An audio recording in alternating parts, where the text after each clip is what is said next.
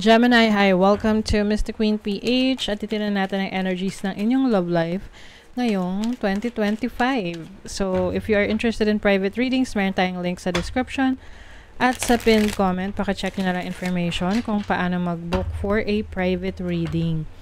And please subscribe to our channel to show your support. Like, share this video, and comment na rin kayo kung kayo naka-resonate or kayo ay nagke-claim ng reading. Okay? So, let's see, Gemini. Love life. Energies ng love life ng mga Gemini. Please. For 2025. Naku naman. Tower. Oh my God. Gemini. Baka ma-involve kayo sa isang third-party situation. The Tower, 3 of Coins. Or, pwedeng magkaroon ng pwedeng ikaw to or the person that you're dealing with, magkaroon ng connection, someone from work, sa trabaho.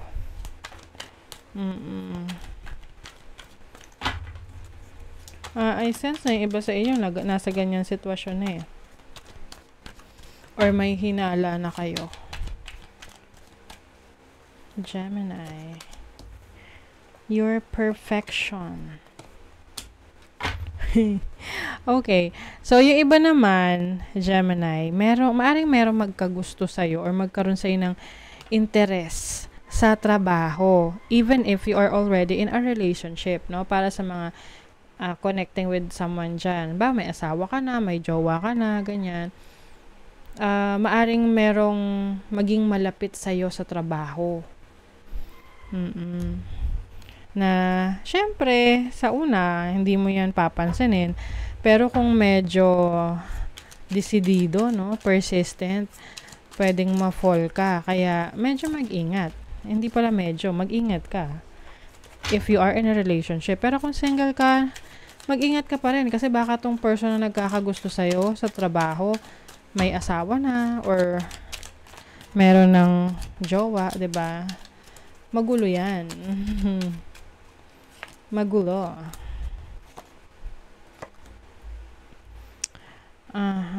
I know in my heart we'll be together one day and that helps me trust. Okay. Maaring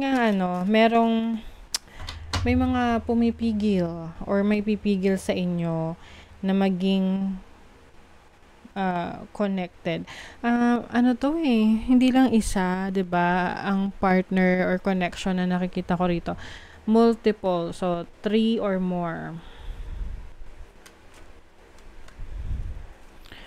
Ang mahirap pa rito, pwedeng maapektuhan ang anak kung kayo ay may anak na. So, be very careful in getting into a relationship. If you're single, kilalanin muna itong taong to. Make sure na wala kang nasasagasaan na ibang tao. Kapag meron ng pananagutan, iwasan na.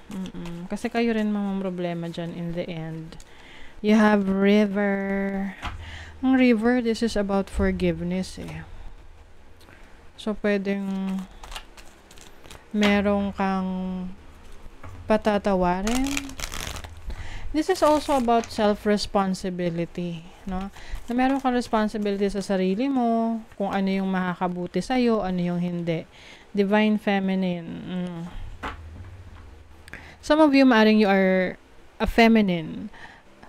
So, maaring may mga attraction sa work, sa workplace, interested sa'yo.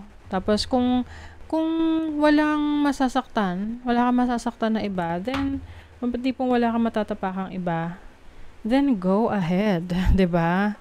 Masaya ang buhay. But, if may masisira, think about it muna. Or pwede rin naman kasi partner mo to, 'di ba? Ikaw, okay ka nga sana, no? Yung tipong, inaayos mo naman yung pakikitungo mo sa person mo, pero yung person mo pala, siya pala yung nagloloko, 'di ba? We don't have control over these people. Ang kaya mo lang makontrol sarili mo. Physical touch. Love heals past hurts and provide a sense of security and self-worth. Ang nakikita ko rito, sa inyo, Gemini, pwedeng ma-involve kayo sa isang complicated relationship or situation, or yung person ninyo, magkaroon ng third party, ganyan. But, some of you must pipiliin na ayusin yung relationship. Lalo na kung first time pa lang tong nangyari sa inyo. So, can be reversal yung role. Pwede ikaw yung magloko, tapos, yung person mo, patatawarin ka pa rin, dahil lalo na kung may anak na kayo. Or, kung yung person mo nagloko, ganun din gagawin mo.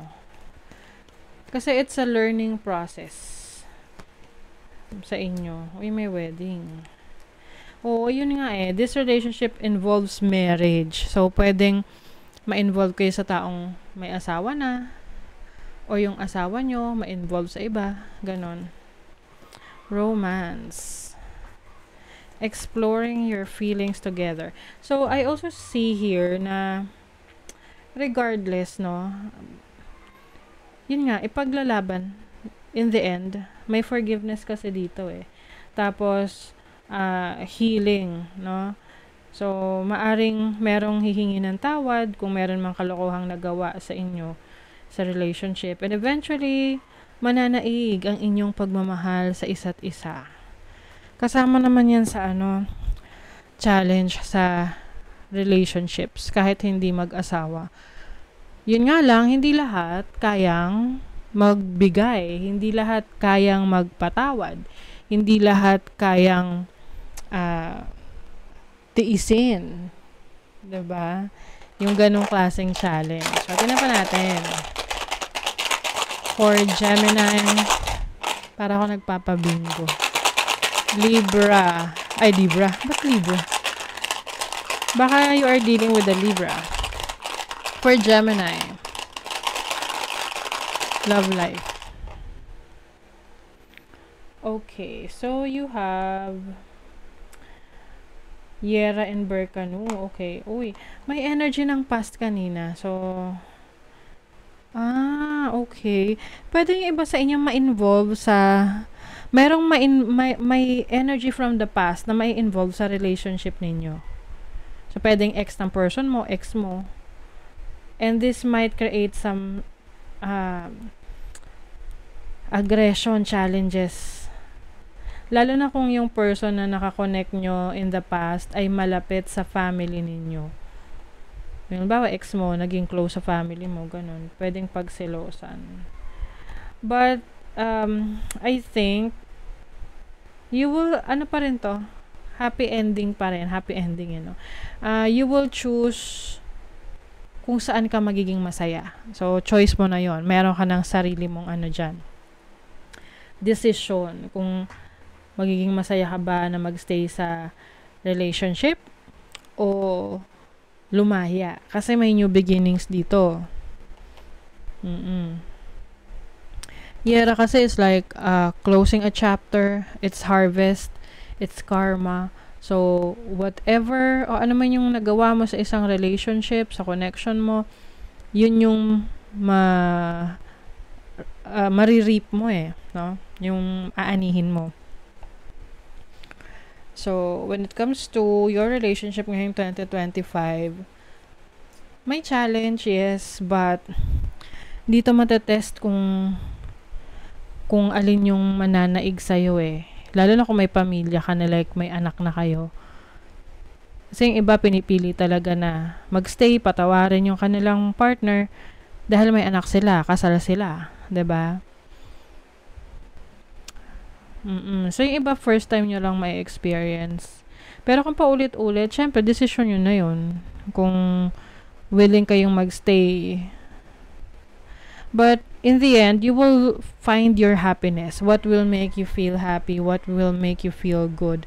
And maglilid to sa bagong simula when it comes to your relationship, your connection. So, pwedeng kumbaga, sabi nga do not resist change.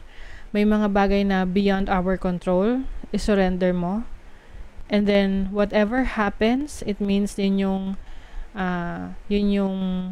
pinagkaloob. Yun yung dapat mangyari. Yun yung dapat mong ma-experience. Okay?